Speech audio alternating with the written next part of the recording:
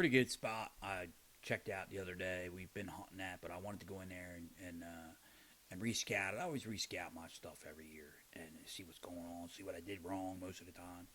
And here we go. Check it out.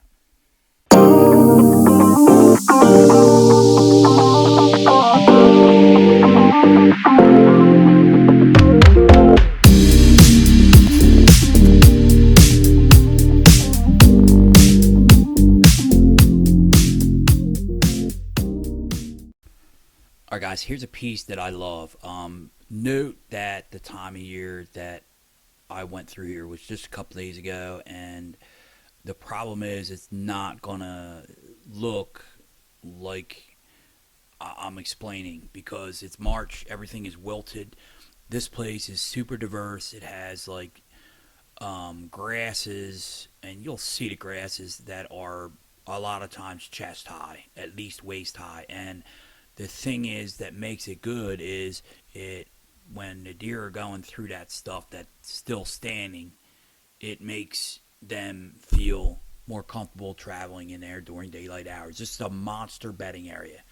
There is ag to the south and southwest, giant woods to the east or to the west.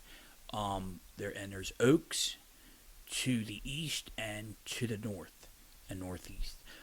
There is a lot of food around here, and it's very, very difficult to hone in on these deer, but it's possible. The problem is it's a giant bedding area, and these deer bounce all over the place in here. If there's pressure in here, they bounce to the one end, and they get pressured out of this end, they bounce to the other end, blah, blah, blah. Or they bounce out to the whole different area, and then 2 weeks later, they're coming back. So a spot today that's just absolutely disgustingly nasty.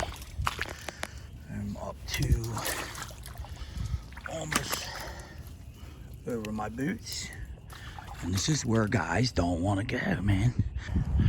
I'll tell you, man, I sit down, I kneel down a lot and try to get to a deer's vision of what he can see all the time, because a lot of us don't take that in consideration where, they're four-legged. They're not that tall as us. So we're probably missing a lot of stuff from not looking like this. So sometimes take a little break and get on your knees and look around and see what the deer see from down at their level. You can see a guy coming from 100 yards out there, man. Probably more. So entryways are key. Now here is a really good rub. This has been rubbed every year. It's not. I wouldn't hunt this rub, but it's fun rubbed on both sides so much that this tree is now broken over. Pretty cool, man. That tree there is a perfect tree for one stick. Get up there in them branches and you're good, man. There's a lot of very, very huntable trees in here, as there should be. Here you got a little swampy grass. During the rut, this will probably be standing up, and all around this will be doe bedding, where it's hit or miss, but around here will be doe bedding. And what'll happen is the tree that we chose over there, these bucks will cruise back and forth along this pond on this side, because they have the wind coming to them. The does are up against it, looking out, looking for bucks and looking for danger. And it's just a really good rut setup. You'd sit here. I would look and see what the moon's doing. I would probably end up sitting in here either really early in the morning or midday. I think midday would be very, very action-packed during the day in here, in midday, lunchtime. Now, here's another tree. This little doe bedding area that we just talked about. It's all old frag and grass. A little bit of young Phragmites, and these does will bed all around in here. You'll have to be in here in an early morning, super early. You'd have to come in that way, come in from the pond and come in. I picked that tree right there. You have plenty of cover. The sun will be in their eyes. That's the east. And there's a monster trail. You can see this trail even through the water. Coming this way, coming down that way, and it goes around that way. And there's rub lines just coming from all that way, all this way. So this is a great all-day sit rut spot, man. You're gonna see action, man. Really cool deer bed. There's hair all through it too. I just picked some hair up out of it. Really cool deer bed. Tree, thing, stuff over his head. I don't know if it's a big buck's bed, but it's a bed. But they bet on these clumps in here, man. And coming through here, come through this old fence here, funnel, bang. Trail camera from May to the end of August. Come in here, switch the battery, switch the card, run it all season.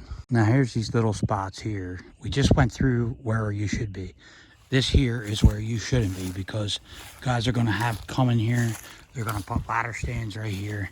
Ladder stands just be in between here. And this is a prime spot for pressure, man. The deer are not gonna come through here until after dark. This is where not to be. That other tree, it's all nicked up from him. It's actually beat down to the ground. It's been rubbed so much, bitten off. And look at this bad boy. I mean, boot, look at it. Just tore up all behind it. I mean, racks wrapping around, ripping them. You know, the whole rack is wrapping around that whole tree on both sides, just shredding it. That's good stuff, man. This spot here, man, I am like so excited to hunt this spot, man. I really am. I think we're gonna do well this year in it. And my point is with this is it takes a couple years, man. It really does. You can find all the buck beds you want, like In Fault and Hunting Public and all them other guys say. You can find all of them you want, but from my experience in the last mimicking them guys in the last few years, there's a lot more to it than buck beds. There is a ton more. There's food. There is timing is the most important, and where that is, that like buck sign, like buck rubs and buck scrapes. That is all timing and location, man. Listen, man, if a buck grows to be probably four here where I'm living, that dude is running around the woods, and I'm going to tell you right now, I don't care what time of year it is, he's going to know where he can and can't be during daylight hours. I don't care what any of them guys say, because he knows if he is in certain areas, he's going to die. So they usually don't want to die. So they try to stay still and try to travel through, like I said earlier, that big tall grasses, CRP fields, swamps or Phragmite during the daylight, and it's usually right at last light.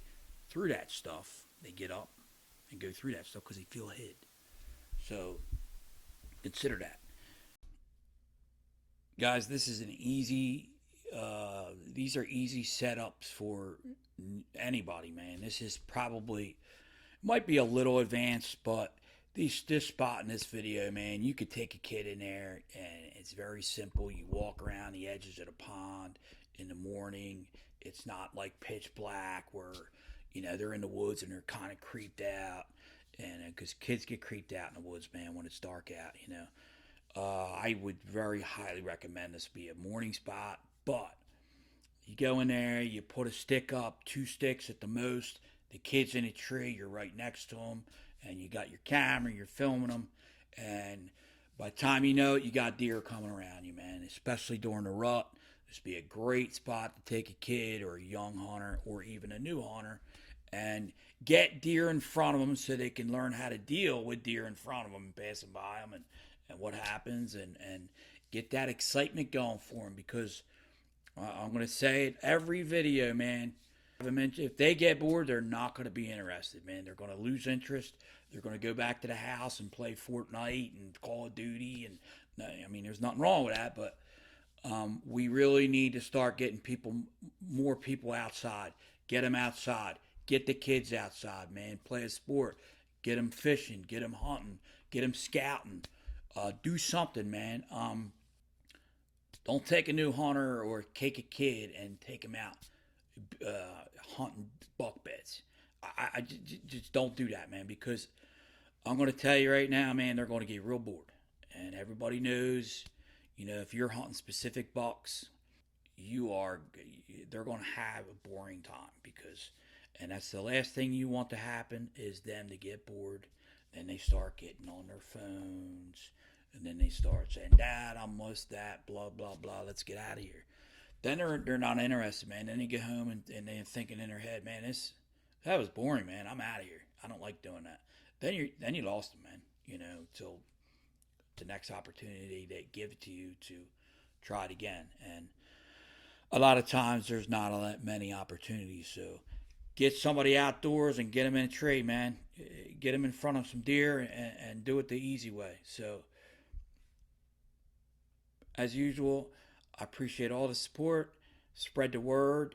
Hit that notification button and hit that subscribe button. And as usual, subscribe and like to the Buck Sack. Peace.